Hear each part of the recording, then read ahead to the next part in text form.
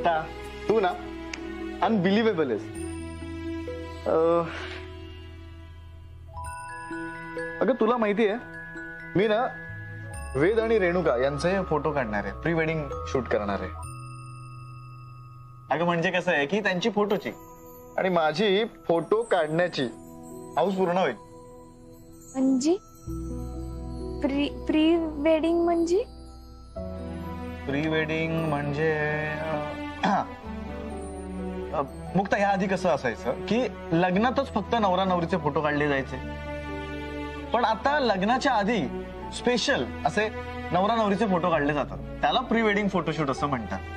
आणि यासाठी नवरा नवरी दोघे एकदम मस्त नटून थटून तयार होतात. हो. मुक्ता, तू ही साडी नेस, एकदम छान दिसेल तुला.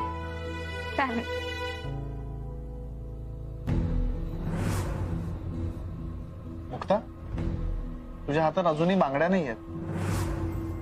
मला माहितीये तू बाथरूम मध्ये विसरली नाहीयेस किंवा कुठे दुसरीकडे सुद्धा काढून ठेवल्या नाहीयेस. तू माझ्यापासून काहीतरी लपवतेस. मुक्ता, मला तुझ्या लपवण्याची खूप भीती वाटते.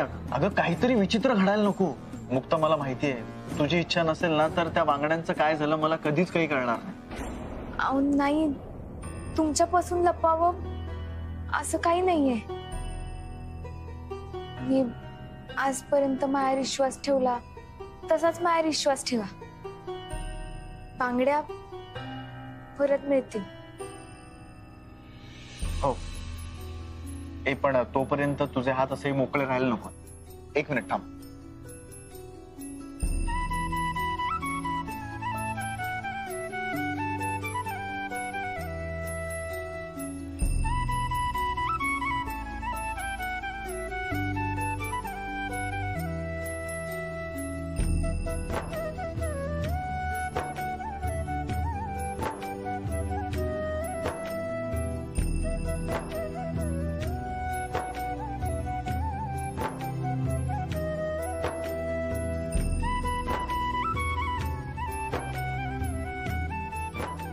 बांगड्या तर घालून झाल्या, तुला साडी पण मीच नेसवणार. काय काय करते तुम्ही? सोडा, कोणी पण येईल. तुम्ही येऊ दे ना. मी घाबरतोय का कोणाला? सोडा म्हणता. येऊ दे.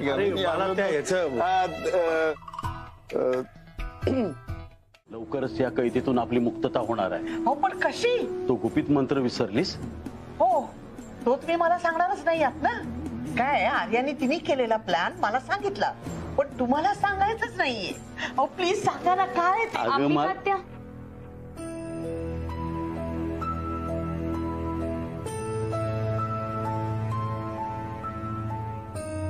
तुम्हाला दोघांना पुरेल एवढं जेवण आहे. फक्त तुम्हाला भाजी आवडते की नाही माहित नाही, कारण दत्ता मामाच्या आवडीची भाजी आहे. पण तुम्ही सोबत जेवू शकता. पण घरच्यांसोबत एकत्र बसून जेवण्याचा आनंद मिळणार नाही ना आम्हाला. खोलीच्या बाहेर न येण्याची शिक्षा दत्ता मामांना दिलीये. तुम्ही का स्वतःला कोंडून घेताय? मी समजू शकते, नवरा बंदिस्त असताना तुम्हाला बाहेर पडायची इच्छा नसेल होत, पण मी म्हणते उलट बाहेर पडा. घरच्यांशी मिळून मिसळून राहा. सगळ्यांना प्रेमाने जिंकायची हीच वेळ आहे. अहो, मी आत्ता आली या घरात, पण तुम्ही दादांबरोबर जन्मापासून आहात. दत्ताचं नातं आहे तुमचं. मी सांगते आत्या तुम्हाला, तुम्ही 2 पावलं पुढे येऊन त्यांच्याशी प्रेमानं वागून बघा. 1 दिवस पण नाही लागणार त्यांचं मन विरघळायला.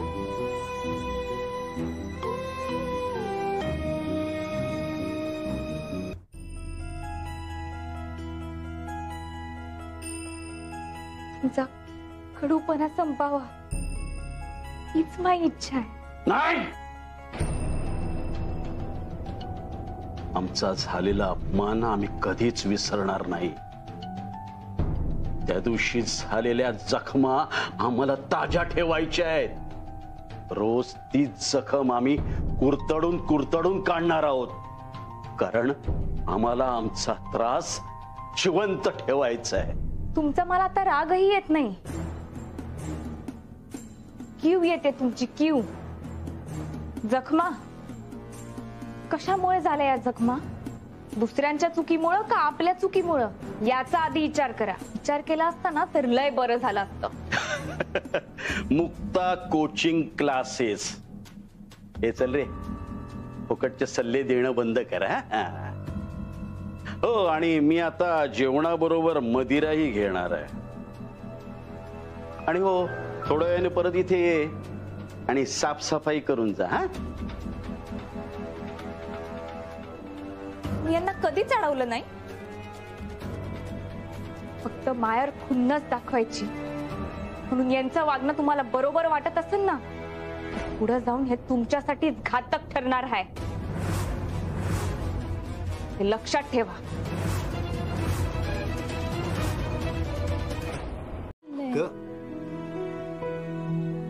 करणं ट्राय. नको नको बहिणी, जे कधीच नाही केलं ते कधीतरी करावंच लागतं. हा बरोबर आहे तिचं म्हणणं. आता हेच बघ ना, रेणुकाने कधी आयुष्यात पान बनवलं होतं का? पण आज बनवावं लागलं. हे सारंग, अजून एक 2-3 पानं ते हे कर तिला. हो म्हणत असेल ना तुम्हाला. नाही ग, असं छान प्रेमानं खाऊ घाल असं म्हणायचं होतं मला. ते एकदम साधं पान आहे. थोडा कात, तुना, मी काय गुणपत्ता, इलायची आणि भाजलेली सुपारी. ट्राय. यार कसली ट्रेन झाली यार रेणुका. हे बघ, आता तुला खावंच लागणार आहे मुक्ता.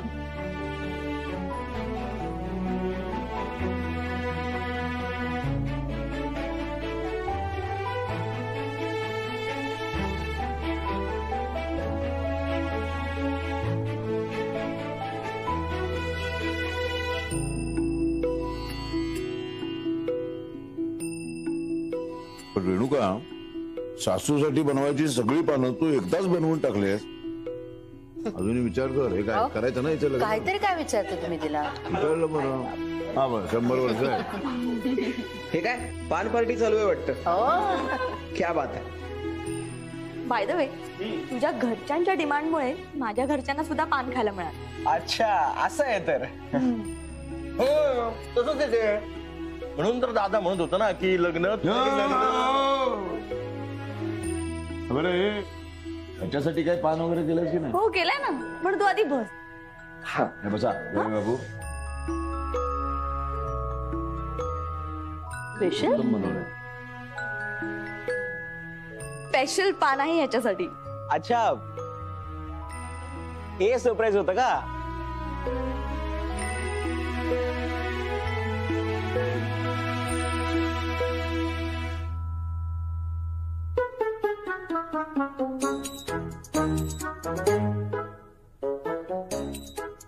काय काय रे? काय झालं?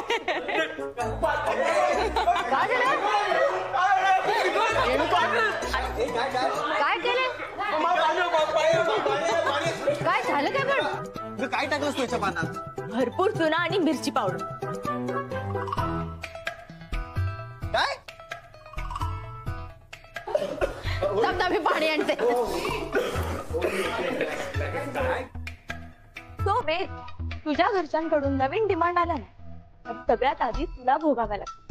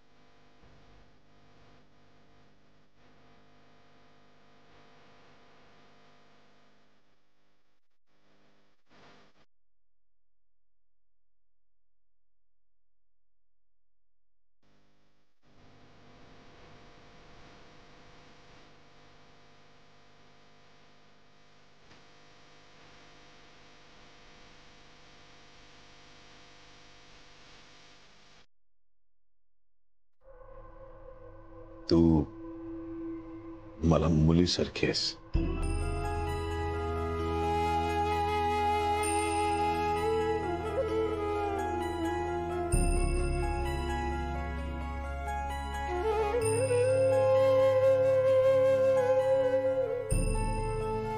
तुम्ही खरं बोलताय. आता सांग, बांगड्या कुठे आहे? दादा मी तुम्हाला नाही सांगू शकत. नाहीच सांगू शकणार तू. तू सांगू शकणारच नाहीस, कारण त्या तुझ्याकडे नाहीच आहे.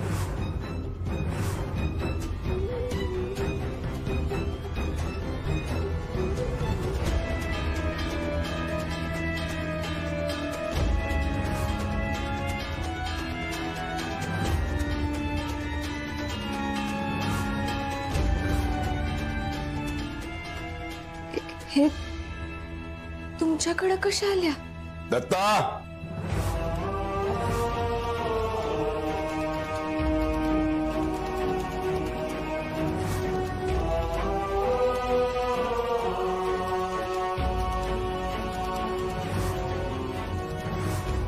या नालायक माणसाने तुझ्याकडनं घेतल्या होत्या या.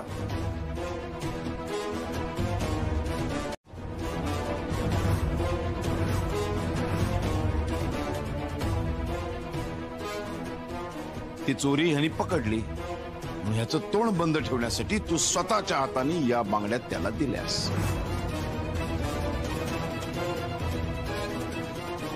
तू प्रॅक्टिस का करत होतीस? कारण तू स्पर्धेमध्ये उतरले होतेस. प्राथमिक फेरी पार केली होतीस तू.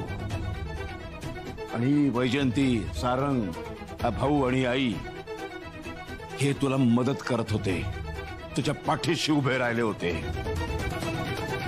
माझा विरोध असून, या घराचे नियम मोडायचे नसून सुद्धा तू लपून छपून संबळ वाजवत राहिलीस. ठीक आहे, हे जे तुझं संबळ वादनाचं वेड आहे ना, हा विषय मी आज आत्ता या क्षणी संपून टाकतो.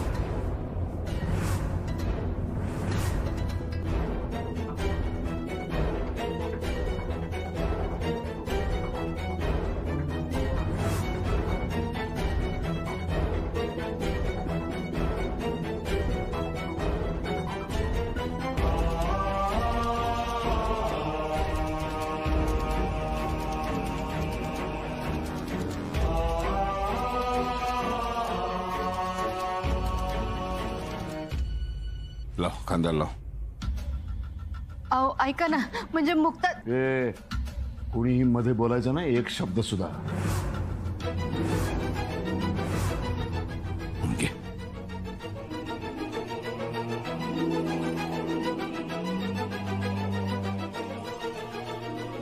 वाजव. आता कसला विचार करतेस? माझा एवढा विरोध मोडून संबळ वाजवण्याची प्रॅक्टिस करताना नाही विचार केलास तू? सांगितलं होतं ना तुला, घराचे काही नियम आहेत, ते नियम मोडायचे नाहीत म्हणून. हे घराचे नियम माहीत असून सुद्धा ते नियम मोडून रात्रभर संबळ वादनाची प्रॅक्टिस करताना विचार नाही केलास. मग आता कसला विचार करतेस? रावसाहेबांपासून चोरून आपण संबळ वादन करतो हे रावसाहेबांना कळलं तर काय होईल? ही भीती मनामध्ये असून सुद्धा संबळ वादनाची प्रॅक्टिस करतेस तू.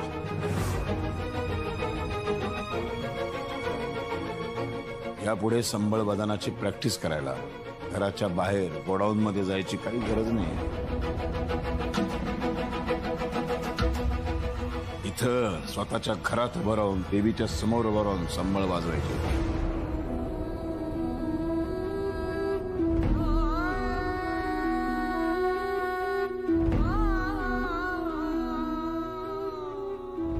कळलं? दादा, दादा मला माफ करा. अहो, खूप चुकीचा विचार केला मी तुमच्याबद्दल. खूप चुकीचं वागलो. दादा, तुम्ही ह्या जगातले बेस्ट वडील आहात. सॉरी दादा, मी तुम्हाला ओळखू शकलो नाही. अरे बेडा,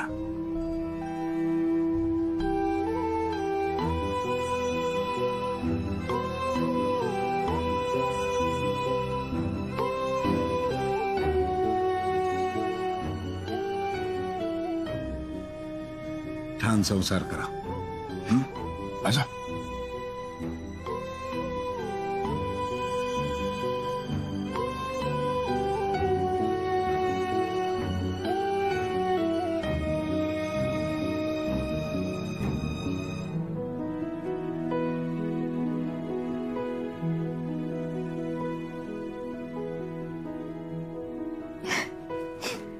आज तो दिवस आला. संयम आणि सात्यता याचा नेहमी विजय होतो. तुमच्या रावदादांनी मुक्ताला घरात संबळ वाजवण्याची परवानगी दिली. माझा तर विश्वासच बसत नाहीये. मुक्ता, त्या देवी आईच्या समोर तुझ्या हातातून संबळ काढून घेतला होता. तुझ्या वाजवण्याचे निर्बंध घातले होते. आज त्याच देवी आईच्या साक्षीने ह्यांनी तुझ्या हातात संबळ दिलाय आणि वाजवण्याची परवानगी सुद्धा.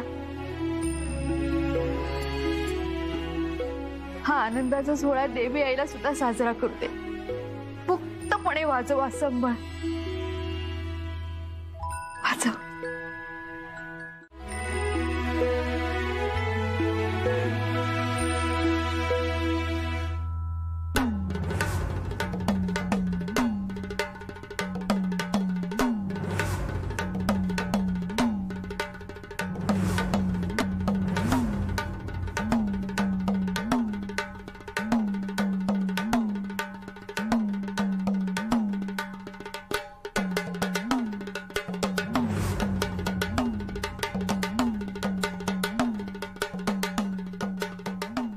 दादांना स्वतःला संगीत आवडायचं, पण मग असं काय घडलं ज्यामुळे एवढी चीड मनात निर्माण झाली? पुढं काय वाईट घडलं ते कोणालाच सांगत नाहीयेत.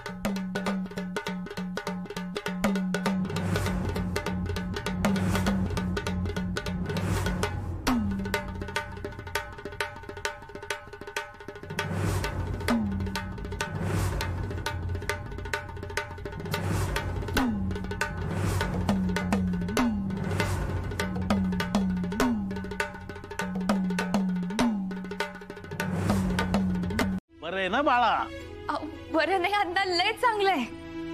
तुम्हाला सगळ्यांना लय म्हणजे लय आनंदाची बातमी द्यायची. हा का? बाई तुम्ही आई कुठे आहे? तिला पण बोलवा ना. हा मग थांब, बोलवितो थांब. ए कुसुम, कुसुम अगं ये इकडे पटकनी. काय हो, काय झालं? कामाच्या वेळी कशाला कसा तांदीत? अगं बाई, मुक्ताचा फोन आहे. तिला काहीतरी सांगायचंय आपल्याला. मग सांगा म्हणा की पटकन. थांब थांब थांब, पण आवाज मोठा करतो ना. मला येते ते शिकवलंय बघ. हा मुक्ता, स्पीकर फोनवर आम्ही टाकलाय फोन, बोलतो. आई, वनवास संपला. दादांनी मला मुलगी म्हणून हाक मारली.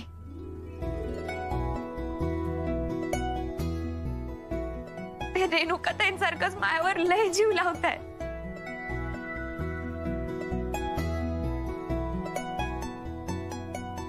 काय सांगते?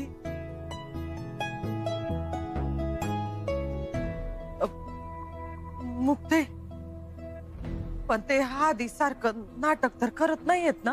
नाही आई, ते खरोखर बदललेत. माईशेचं प्रेम मला त्यांच्या डोळ्यात दिसतंय. आणि आज तर तुम्ही विचारच करू शकणार नाही असं घडलंय. काय ग? हा ग, सांग की पटकन. ऐकायला कान तरसलेत. आई, दादांनी मला या घरात संबळ वाजवायची परवानगी दिली.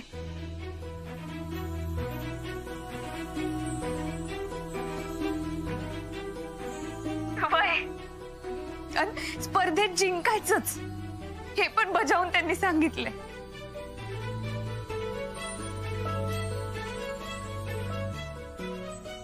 अगं काय ऐकून राहिले मी? काय सांगतेस? तर विश्वासच बसना झालंय. खरं सांगते आई, दादा रावसाहेब म्हणून नाही, माय बाप म्हणून माय पाठीशी आता उभे राहिले.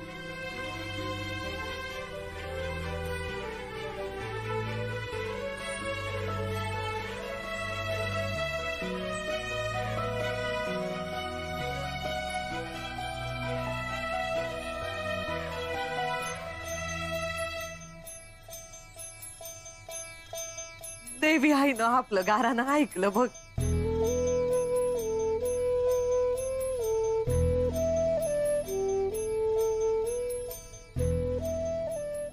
आई आणि मी काय केलं?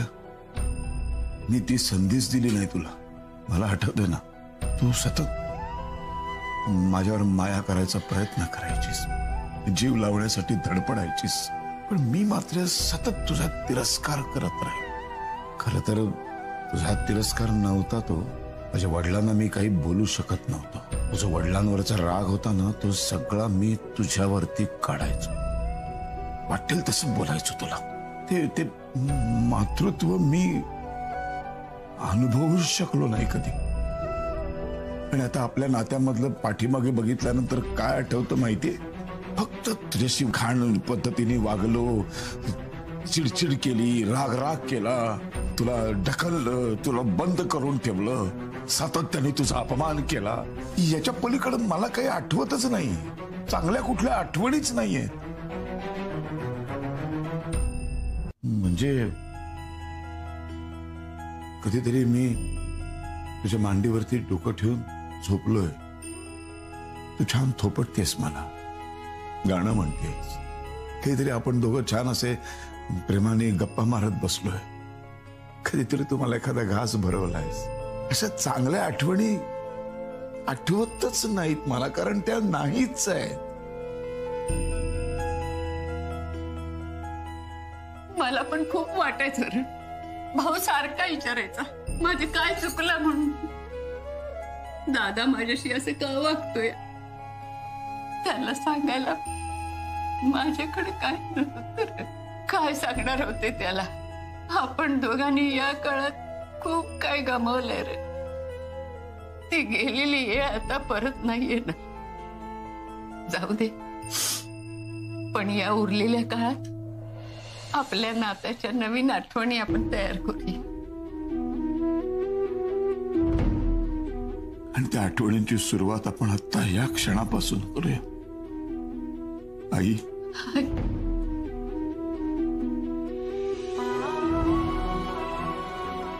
लेखा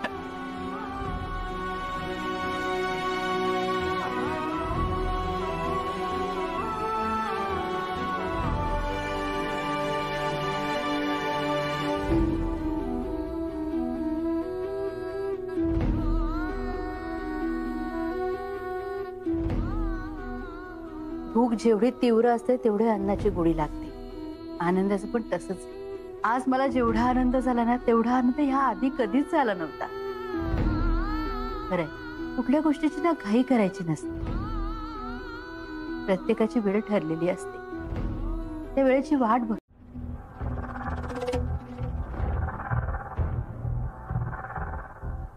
तुला हे सगळं समजलं हे एक बरं झालं. म्हणजे माझ्या मनावरचं काळजावरचं ते हे गेलं ग, काय ते ओझं गेलं. हा, तुमचं ओझं गेलं, पण माझ्याशी खोटं बोलताना तुम्हाला काहीच कसं वाटलं नाही हो. माधवी, अगं आता दादानं सुद्धा सगळं स्वीकारलंय. मुक्ताला घरात संबळ वाजवायला परवानगी सुद्धा दिलीये दादानी. मग तू कशाला उगीच आदळआपट करतेस? तू सुद्धा हे सगळं मनमोकळेपणानं स्वीकार. म्हणजे तुझ्या डोक्याला शांती मिळेल, आणि तुला शांती मिळाली म्हणजे संपूर्ण घराला शांती मिळाल्यासारखं आहे. घराला शांती मिळणार नाही, त्या मुक्तापासून मुक्तता मिळायला हवी.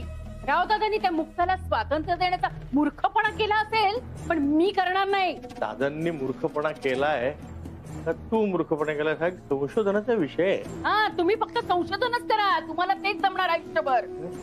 हे रावदादा, हे जे काही वागतायत ना, त्यांनी माझं डोकंच बंद पडलंय. हे मेंदू गहाण ठेवल्यासारखं का वागतायत ना, हेच कळत नाहीये. मुक्ता कशी आहे त्यांना एकदम बरोबर माहितीये. त्यांना इज्जतीचं कसं काय पडलं नाहीये कुणाच ठाऊक. आधी नुसती माझी इज्जत करायची, आणि आता कशाचंच काही वाटेन असं झालंय. तुझं मात्र मला एक नवल वाटतं बरं का. म्हणजे ह्या सगळ्या गडबडीत आपला नवरा एक उत्कृष्ट दर्जाचा तबला वादक आहे हे तुझ्या कशा लक्षात नाही आलं? मला वाटलं तू त्याबद्दल काहीतरी मला विचारशील. हा, तेच विचारायचं होतं. हा ना, विचार विचार. मला एक सांगा, नाही तुम्हाला कामधंदा ना, अक्कल ना, हुशारी, मग ही तबला बनवण्याची अवदसा तुम्हाला कशी काय वाटवली? गाढवाकडनं गाण्याची अपेक्षा केली की असंच होतं. काय म्हणाला? हे ग तबला बनवत नाहीत ग. तसं छान प्रेमानं वाजवतात आणि त्यासाठी खूप तपस्या करावी लागते. असं कुणीतरी असं बनवून ठेवलेलं आयतं नुसतं खाणं इतकं सोपं नसतं ते. तुम्ही मला टोमणा मारताय? टोमणं कसं? अरे हो माझं मी बरं झालं, लक्षात आलं माझ्या. एक 2-4 दिवसापासून म्हणत होतो मी आज ना तुझ्या डोक्याला मस्त माझ्या हाताने मॉलिश करून देतो. अरे बरं वाटेल. कशाला काय? अगं नाही बस खाली बस. काय झालंय तू आता नाही म्हणायचं नाही. मी तुझ्या डोक्याला छान मॉलिश करून देतो. म्हणजे काय? चांगल्या वाईटाचा विचार करण्यासाठी ही जागा उत्तम आहे. इथलं वातावरण खूप पवित्र आहे, कारण इथं मुक्ता राहत होती.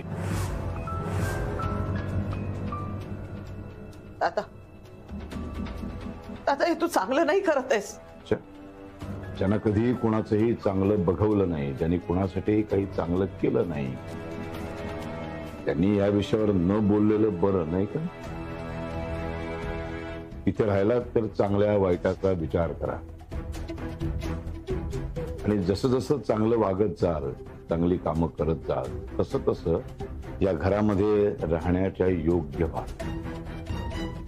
मला शिव्या घालण्यापेक्षा माझे उपकार समजा. मी तुम्हाला आउट हाऊस मध्ये राहायला दिले, गेटच्या बाहेर फेकून नाही दिलं. रडू नकोस. मला खरं सांग, काय करायला हवं मी? तुझे आई बाबा सातत्याने त्याच चुका करत राहतात. प्रत्येक वेळेला दुर्लक्ष करायचं का मी? प्रत्येक वेळेला मी त्यांना माफ करायचं का? नाही ना होऊ शकत असं. आता घरामध्ये सगळेजण एवढे आनंदात आहे, एक आनंदाचं वातावरण आहे, तर हा आनंद द्विगुणित करणं हे प्रत्येकाचं कर्तव्य आहे की नाही? मग ते आनंद वाढवण्याच्या ऐवजी हे दोघं काय करतात? आनंदावरती सातत्याने विरजण टाकत बसतात, नांगर फिरवतात. मग काय करायला पाहिजे? हा मला मान्य आहे की या सगळ्याचा तुला खूप त्रास होतो, त्याबद्दल मी माफी मागतो तुझी. नाही दादा मामा, तुम्ही माफी नका मागू. त्यांचं चुकतंय हे मला समजतंय, पण माहित नाही का मला वाईट वाटतंय दादा मामा. जया, अगं वाईट वाटणं साहजिक आहे. आई वडील आहेत ते तुझे, नको काळजी करू. जसा काळ निघून जाईल ना सगळं नीट होईल. आधी डोळे पुस. पुस पुस पुस पुस. हे नाही असं रडताना तुला बघायला नाही आवडत. त्याच्याऐवजी ते तू नेहमी वेड्यासारखं बडबडतेस बघ, काहीतरी खोळ्यासारखं. कुठलाही एक शब्द पकडून मी याच्यावर एक किस्सा सांगू का, आणि मग काहीतरी विचित्र किस्सा सांगतेस नाही का? तर ते सांगताना जो चेहरा असतो ना तो बघायला खूप आवडतो आम्हाला, तेव्हा ते खूप छान दिसतेस. दादा मला एक किस्सा आठवला, सांगू का? बरं, आज आपण एक काम करणार आहोत. आज आपण रात्री एक गेम खेळणार आहोत. खेळ गेम म्हणजे आपला हा एकोपा वाढवण्यासाठी. तर ही जबाबदारी आपल्या दोघांवरती आहे. काय मुक्ता? कारण आपली दोघांची एक टीम आहे ना. होय. हा,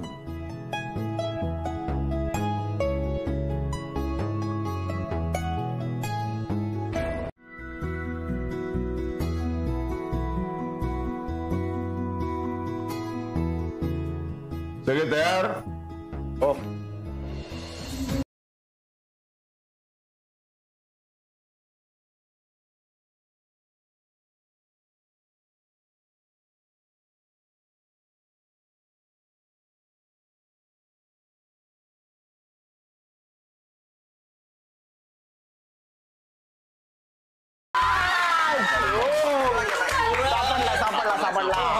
युवराजच्या गाणं म्हणून सांगूया आपण.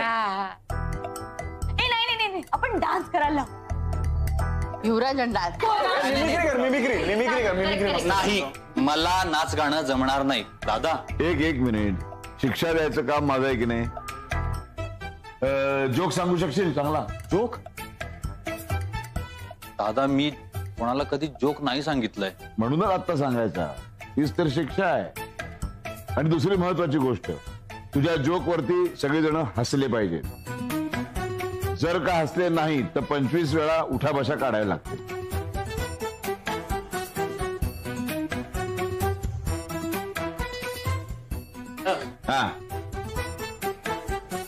या.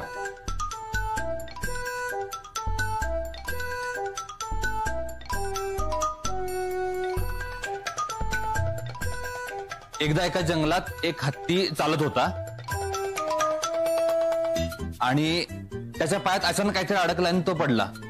काय अडकलं माहितीये? का पडला? नाही. ते मुंगीनं त्याच्या पायात पाय अडकून त्याला पाडलं.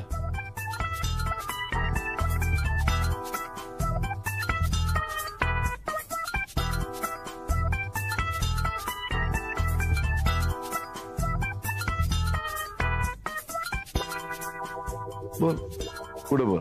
जोक संपला.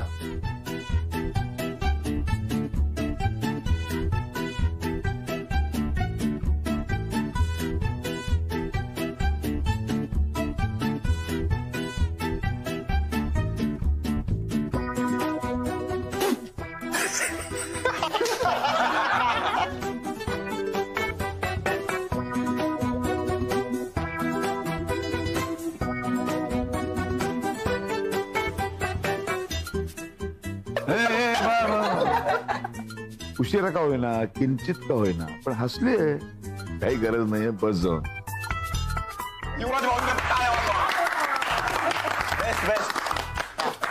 हा चला पुढे सुरू कर.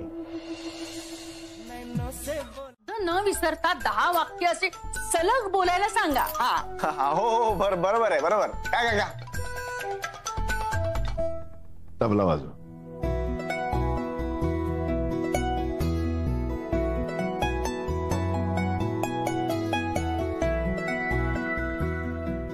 वाह दादा. सारंग. हो मी तर तयारच आहे. तयारी करून ठेवली. मग काय.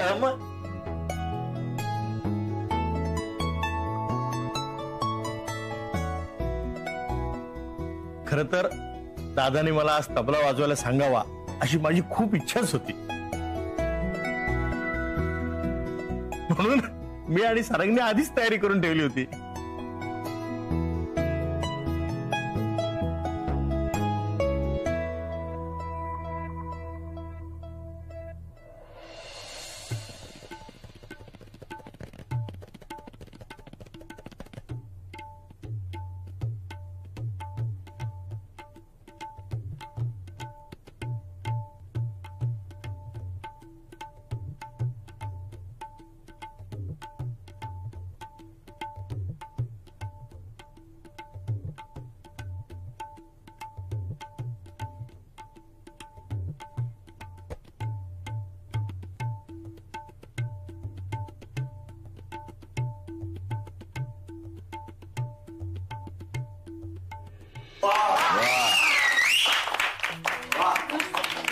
भाऊ खूप छान तबला वाजवलास.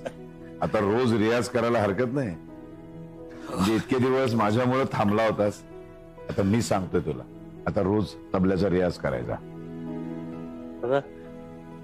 अरे राहू दे रे. बघताय ना आपल्याला आउट हाऊस मध्ये ठेवून स्वतः कसा मस्त धिगाणा घालताय. यालाच म्हणतात जखमेवर मीठ चोळणं. मी पण ह्यांच्या आनंदावर विरजण घातल्याशिवाय राहणार नाही. काय चाललंय काय तुझ्या डोक्यात? एकच झटका आणि ह्यांच्या डोळ्यासमोर अंधार.